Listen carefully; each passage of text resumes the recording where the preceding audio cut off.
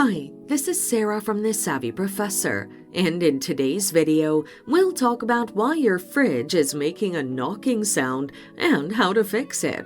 Watch the video until the end to learn how to do this and more. First, listen keenly to where the knocking sound is coming from. It might come from the back, bottom, or inside your fridge. The following are some of the reasons why your fridge makes a knocking sound and their solutions. Worn out compressor mounts. Check your compressor mounts at the bottom of your fridge. Examine whether the mounts are damaged or worn out and replace them. Issues with the condenser fan. Check whether there's an obstruction at the condenser fan. It's at the back of your fridge. Clean the fan blades to remove any stuck refuse that may cause the knocking sound. Issues with the evaporator fan. Examine the evaporator fan inside your fridge.